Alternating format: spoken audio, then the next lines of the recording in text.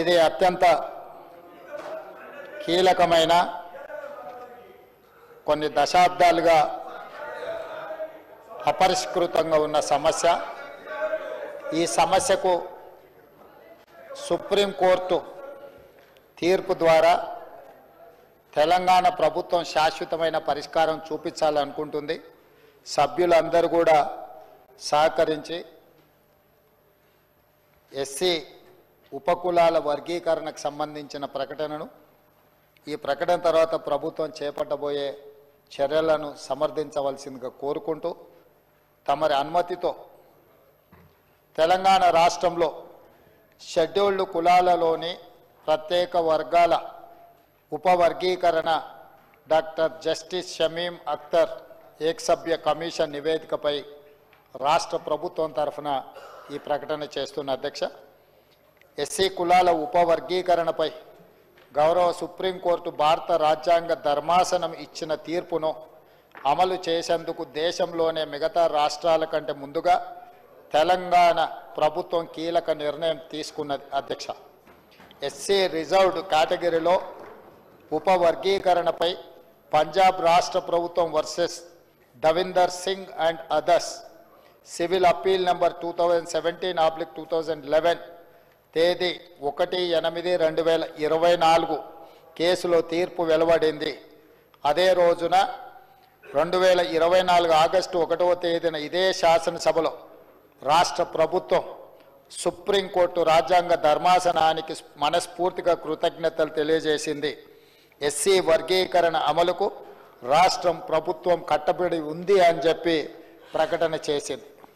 అధ్యక్ష, ఎస్సీ వర్గీకరణ అమలు చేసే బాధ్యతను మా మిత్రులు, మా మంత్రివర్గ సహచరులు మేమందరం తీసుకుంటామని అదే రోజున ఎస్సీ సోదరులకు మాట ఇచ్చాము. ఈ ప్రక్రియలో భాగంగా న్యాయపరమైన ఇబ్బందులు తలెత్తకుండా రాష్ట్ర ప్రభుత్వం అప్పటి నుంచే కార్యాచరణ చర్యలు చేపట్టింది.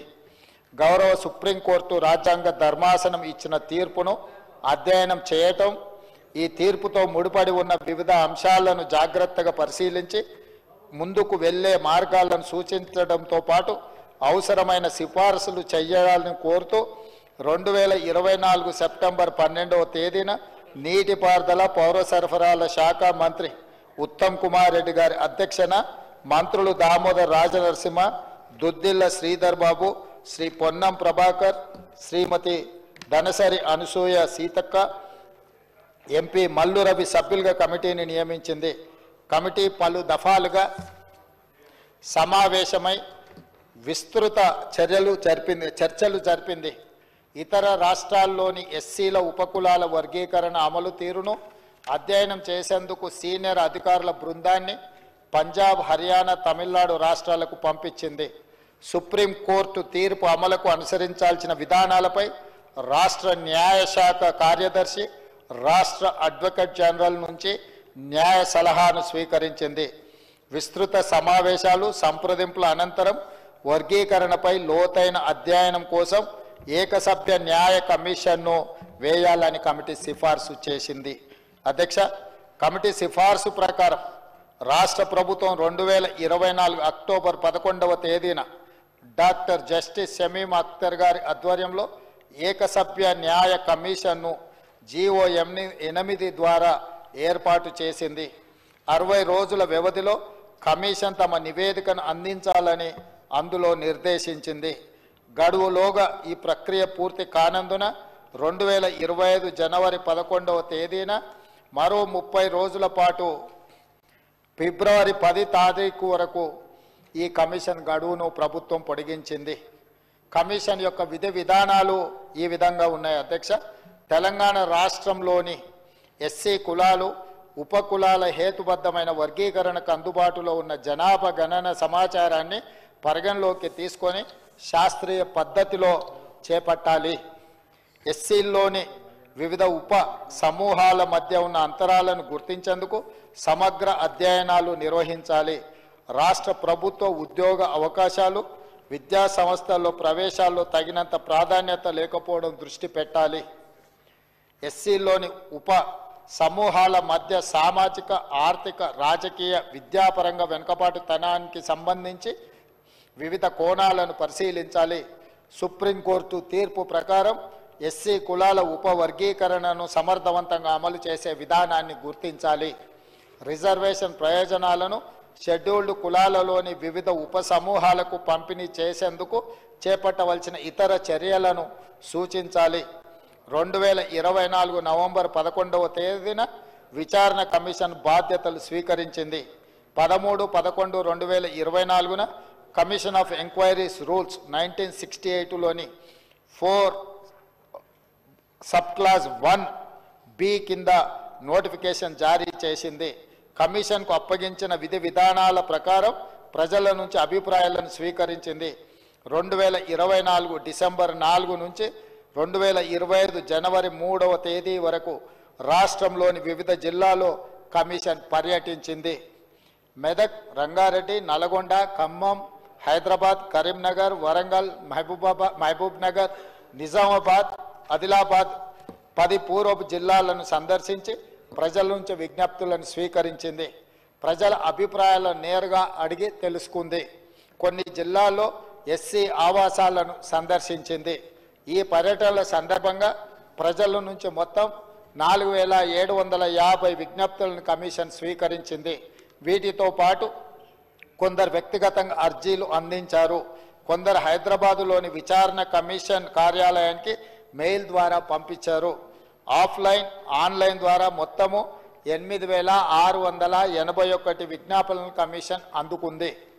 వీటితో పాటు ఎస్సీల 59 కులాల జనాభా, అక్షరాస్యత, ఉపాధి, విద్యా సంస్థలలో ప్రవేశాలు, ప్రభుత్వ ఉద్యోగ నియామకాలు, ఆర్థిక సహాయం మరియు రాజకీయ ప్రాతినిధ్యాలకు సంబంధించిన డేటాను అన్ని ప్రభుత్వ విభాగాలు, గ్రాంటింగ్ ఎయిడ్ సంస్థలు, ప్రభుత్వ రంగ సంస్థల నుంచి విచారణ కమిషన్ సేకరించింది.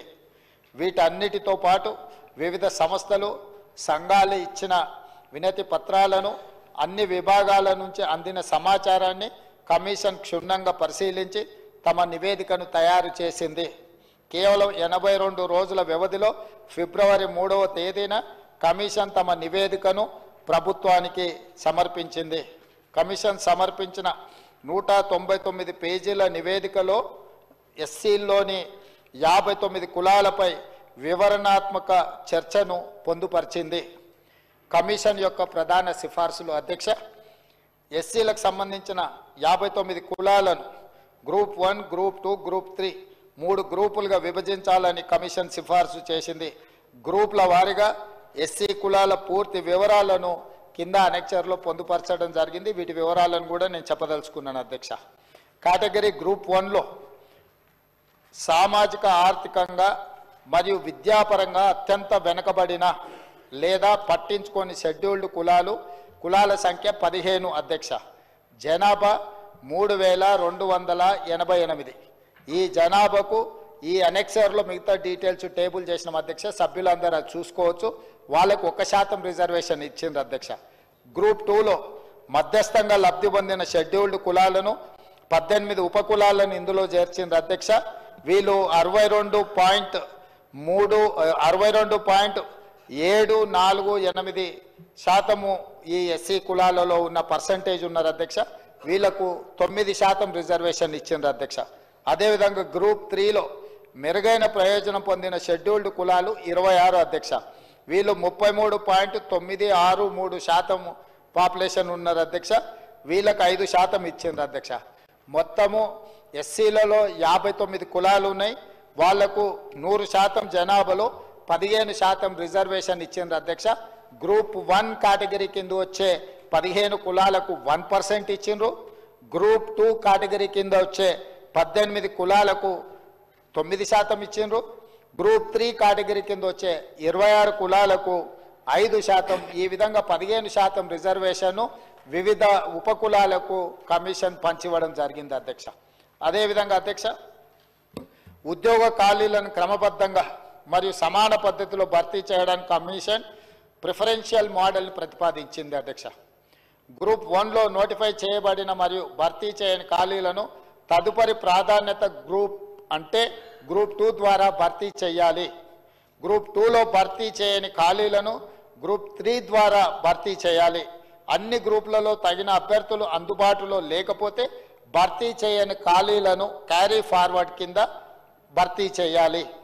అదేవిధంగా అధ్యక్ష, ఎస్సీ కులాలకు రోస్టర్ పాయింట్లను కమిషన్ ఈ విధంగా సిఫార్సు చేసింది. గ్రూప్ 1కి ప్రతిపాదిత రోస్టర్ పాయింట్లు 7 అధ్యక్ష. గ్రూప్ 2లో వాళ్ళు ప్రతిపాదించిన రోస్టర్ పాయింట్లు 2, 16, 27, 47, 52, 66, 72, 87, 97 అధ్యక్ష. గ్రూప్ 3లో ప్రతిపాదిత రోస్టర్ పాయింట్ల అధ్యక్ష 22, 41, 62, 77, 91 అధ్యక్ష. అదేవిధంగా అధ్యక్ష, కమిషన్ క్రిమి లేయర్ ప్రవేశపెట్టాలని సిఫార్సు చేసింది. ఎమ్మెల్యేలు, ఎంపీలు, జడ్పీ చైర్మన్లు, మేయర్లు తదితర ప్రజాప్రతినిధులతో పాటు గ్రూప్ 1 సర్వీస్లో ఉన్నవారిని, ఇలాంటి స్థానాల్లో ఉన్నవారిని క్రిమి లేయర్గా పరిగణించాలని సూచించింది. ఈ వ్యక్తుల 2వ తరం రిజర్వేషన్ల ప్రయోజనాన్ని పొందకుండా మినహాయించేలా రాష్ట్ర ప్రభుత్వం తగిన చర్యలు తీసుకోవాలని పేర్కొంది. జస్టిస్ షమీం అఖ్తర్ గారి నేతృత్వంలోని ఏకసభ్య న్యాయ కమిషన్ ఇచ్చిన సిఫార్సులను పరిశీలించిన ప్రభుత్వం పైన పేర్కొన్న వాటిలో 1, 2, 3 సిఫార్సులను ఆమోదించింది. రిజర్వేషన్ల పరిధి నుండి క్రిమి లేయర్ను మినహాయించడానికి సంబంధించిన 4వ నంబర్ సిఫార్సును రాష్ట్ర ప్రభుత్వం తిరస్కరించింది. అంటే అధ్యక్ష, క్రిమి లేయర్ విధానాన్ని రిజర్వేషన్లలో ప్రవేశపెట్టండి అని ఏదైతే కమిషన్ సూచన చేసిందో క్రిమి లేయర్ విధానాన్ని మంత్రివర్గ ఉపసంఘం రికమెండేషన్ మేరకు మంత్రివర్గము తిరస్కరించింది. ఈ విషయాన్ని సభ ద్వారా సమాజానికి అందరూ కూడా నేను చెప్పదలుచుకున్నాను అధ్యక్ష. అదేవిధంగా అధ్యక్ష, ఎస్సీ వర్గీకరణకు కమిషన్ ఇచ్చిన సూచనలకు అనుగుణంగా తదుపరి చర్యలు చేపట్టేందుకు మా ప్రభుత్వం కృత నిశ్చయంతో ఉంది. ఎస్సీ కులాల వర్గీకరణకు ఎన్నో ఏళ్లుగా ఎదురు చూస్తున్న వారికి మేలు జరుగుతుందని మా ప్రభుత్వం ఆశిస్తుంది అధ్యక్ష. దీనికి సంబంధించిన అనుబంధ వివరాలు, ఉపకులాలు ఏ గ్రూప్లో వచ్చినాయి అనేది కూడా డాక్యుమెంట్ పెట్టినాం అధ్యక్ష. దీన్ని మన సభ్యులందరూ కూడా దీన్ని చూసుకోవచ్చు. పూర్తి వివరాలను టేబుల్ చేసినాం అధ్యక్ష. తమరికి తెలుసు, ఈ సభలో ఉన్న దాదాపుగా ప్రతి సభ్యుడికి తెలుసు, దాదాపుగా 3 దశాబ్దాలుగా పైగా ఈ సమాజంలో అణగారిన అట్టడుగ వర్గాలైన దళితులు, మాదిగ ఉపకులాల వర్గీకరణ కోసం పోరాటం చేస్తున్నారు. ఇందులో చాలామంది ప్రాణాలు కోల్పోవడం జరిగింది. చాలామంది తమ విలువైన మొత్తం జీవితాన్ని ఇందులో ఫనంగా పెట్టి కొట్లాడుతూ ఉన్నారు అధ్యక్ష. గతంలో కొంతకాలం అమలు జరిగిన ఆ తర్వాత న్యాయపరమైన ప్రక్రియతో ఈ అంశాలన్నీ కూడా మనకు కోర్టు పరిధిలోకి వెళ్ళి మొత్తం వాయిదా పడ్డది అధ్యక్ష, రద్దయిపోయినాయి. ఆ తర్వాత జరిగిన పరిణామ క్రమాలలో అక్కడి నుంచి సుప్రీంకోర్టు వరకు ఈ కేసు వెళ్ళి 7 మెంబర్స్ బెంచ్ ఇచ్చిన డైరెక్షన్స్ మేరకు ఈరోజు ఈ శాశ్వతమైన పరిష్కారాన్ని తీసుకురావాలని మన రాష్ట్ర ప్రభుత్వం మొట్టమొదటగా ప్రయత్నం చేసింది అధ్యక్ష. మీకు తెలుసు, కాంగ్రెస్ పార్టీ ఈరోజు మహాత్మా గాంధీ గారి నుంచి మొదలు పెడితే ఆనాడు డాక్టర్ బాబాసాహెబ్ అంబేద్కర్ గారి నేతృత్వంలో రాజ్యాంగంకి వారిని చైర్మన్గా నియమించి ఆనాటి నుంచి ఈనాటి వరకు దళితుల కోసము, గిరిజనుల కోసము కాంగ్రెస్ పార్టీ పాటుపడ్డ విషయం మీకు అందరికీ తెలుసు. జాతీయ స్థాయి అధ్యక్షులను దామోదరం సంజీవయ్య లాంటి వాళ్ళను ఉమ్మడి ఆంధ్రప్రదేశ్కి ముఖ్యమంత్రిని చేయడమే కాదు, కాంగ్రెస్ పార్టీ జాతీయ అధ్యక్షుడిని చేయడమే కాదు, రాష్ట్రపతులుగా, లోక్సభ స్పీకర్లుగా, వివిధ రాష్ట్రాల ముఖ్యమంత్రులుగా, వివిధ రాష్ట్రాల పార్టీల అధ్యక్షులుగా ఆనాటి నుంచి ఈనాటి వరకు దళితుల పట్ల అపారమైన ప్రేమను, వాళ్ళకు అపారమైన అవకాశాలను కాంగ్రెస్ పార్టీ ఇచ్చుకుంటూ వచ్చింది అధ్యక్ష. అందుకే ఈరోజు ఎన్నికల కంటే ఆనాడు డాక్టర్ వైఎస్ రాజశేఖర రెడ్డి గారు ముఖ్యమంత్రిగా ఉన్నప్పుడు ఈ సభలో 2004లో ఆనాడు ముఖ్యమంత్రి వైఎస్ఆర్ గారు కాంగ్రెస్ ప్రభుత్వం ఎస్సీ వర్గీకరణ రాజ్యాంగ సవరణ చేపట్టాలని శాసనసభలో తీర్మానం చేయడం జరిగింది అధ్యక్ష. ఇదే సభలో ఇదే స్థానంలో డాక్టర్ వైఎస్ రాజశేఖర రెడ్డి గారు ముఖ్యమంత్రిగా ఉన్నప్పుడు రాజ్యాంగ సవరణ కూడా ఈ సభలో నుంచి మనం తీర్మానం చేసి పంపించడం జరిగింది అధ్యక్ష. ఆనాటి నుంచి ఈనాటి వరకు దాదాపుగా 20 సంవత్సరాలు ఎన్నో ఒడిదుడుకులను ఈ సమస్య ఎదుర్కొంటూ వచ్చింది అధ్యక్ష. అందుకే ఈరోజు నా జీవితంలో 20 సంవత్సరాల నుంచి ప్రజా జీవితంలో ఉన్న ఈ 20 సంవత్సరాల నాకు నిజంగా ఏదైనా ఆత్మ సంతృప్తిని కలిగించింది, నిజంగా నా జీవిత కాలంలో ప్రజా జీవితంలో నేను చేయగలిగిన గొప్ప పని ఏదైనా ఉంది అని అంటే ఈరోజు ఈ వర్గీకరణను అమలు చేయడం ద్వారా, అదేవిధంగా బలహీన వర్గాలకు సంబంధించిన కులగణన వాళ్ళ యొక్క సామాజిక ఆర్థిక సర్వేను చేయడం ద్వారా ఒక ప్రజాప్రతినిధిగా నాకు నా రాజకీయ జీవితానికి ఒక పరిపూర్ణత వచ్చిందని నేను ఈరోజు భావిస్తున్నా అధ్యక్ష. ఇది సాంకేతికంగా ట్రాన్సాక్షనల్ రిలేషన్గానో లేకపోతే ఏదో యాంత్రికంగా ఈ వ్యవహారాన్ని చేయడం లేదు అధ్యక్ష. మానసికంగా ఎంతో ఆలోచన చేసి ఒక ప్రజాప్రతినిధికి జీవిత కాలంలో కొంతమందికి అవకాశాలు రావు. చాలామంది ముఖ్యమంత్రులు ఈ రాష్ట్రంలో తెలంగాణ రాష్ట్రానికి నాకంటే ముందున్నోళ్ళకు కానీ ఉమ్మడి రాష్ట్రంలో దాదాపుగా 16 సార్లు ముఖ్యమంత్రులు ఉన్నోళ్లకు రాని అవకాశం ఈరోజు నాకు తమరి ద్వారా ఈరోజు ఈ అవకాశం వచ్చింది అధ్యక్ష. నిజంగా ఈ సందర్భాన్ని చరిత్ర నా రాజకీయ జీవితంలో ఏ రోజైనా నా కోసం నేను గుర్తు పెట్టుకునేది కానీ నా కోసం ఒక పేజీ ఏదైనా రాసుకోవాల్సి వస్తే ఈ రోజున ఫిబ్రవరి 4, 2025ను నేను తప్పకుండా అందులో పొందుపరుస్తానని చెప్పి ఈ సందర్భంగా తమ దృష్టికి తీసుకొస్తున్నా అధ్యక్ష. ఈ వర్గాలు ఎంతసేపు ఉన్నా చాలా రాజకీయ పార్టీలు ఓటు బ్యాంకుగానే చూసినాయి తప్ప ఆ సమస్యకు శాశ్వత పరిష్కారాన్ని చూపించాలని ఆలోచన చేయలేదు. అందుకే ఈరోజు ఈ సమస్యకు శాశ్వత పరిష్కారం చూపించడం ద్వారా సమాజంలో దశాబ్దాలుగా తరతరాలుగా నిర్లక్ష్యానికి లోనై దోపిడికి గురై ఈ సమాజం మా పట్ల ఈ విధంగానే ఉంటుందని సమాజం మీద విశ్వాసం కోల్పోయే సందర్భంలో సంపూర్ణమైన విశ్వాసాన్ని సమాజం మీద, కాంగ్రెస్ పార్టీ మీద, మా ప్రభుత్వం మీద వాళ్ళకు కల్పించడానికి ఈ అవకాశం నాకు వచ్చింది. దీన్ని అమలు చేసే బాధ్యత ఈరోజు మా ప్రభుత్వం తీసుకుంటుంది అధ్యక్ష. ఈ ప్రక్రియలో చాలా విషయాలు లోతుగా ఉన్నాయి. వీటన్నిటిని విశ్లేషించడం, వీటన్నిటిని పరిష్కరించాలన్న ఆలోచనతోటి ఈరోజు మా మంత్రివర్గ సహచరులు వాళ్ళందరూ కూడా ఉత్తమ్ కుమార్ రెడ్డి గారు, పెద్దలు అన్న దామోదర్ రాజనరసింహ గారిని సుప్రీంకోర్టులో కేసు ఉన్నప్పుడు ఎమ్మెల్యేలు, మా సహచర ఎమ్మెల్యేలు అందరినీ దామోదర్ రాజనరసింహ గారి నేతృత్వంలో ఢిల్లీకి పంపించి సుప్రీంకోర్టులో న్యాయ ఉద్దండులను, పంజాబ్ వర్సెస్ యూనియన్ ఆఫ్ ఇండియాలో ఉన్న కేసులను వీటన్నిటిని కూడా ఈరోజు మేము న్యాయ నిపుణులను పెట్టి అక్కడ వాదించిపించి ఈ సమస్యకు ఒక పరిష్కారాన్ని చూపించాలనుకున్నాం. అందుకే సుప్రీంకోర్టు ఇచ్చిన తీర్పు వెలువడిన మరుక్షణమే ఇదే సభలో ఇక్కడే నిలబడి ఈ సమస్యకు శాశ్వత పరిష్కారాన్ని మా ప్రభుత్వం చూపిస్తుంది, మా చిత్తశుద్ధి ఉంది అని చెప్పినాం. ఈ రోజు దామోదర్ రాజనరసింహ గారు, ఉత్తమ్ కుమార్ రెడ్డి గారిని, పొన్నం ప్రభాకర్ గారిని, మా అక్క సీతక్కను మనస్ఫూర్తిగా అభినందిస్తున్నా.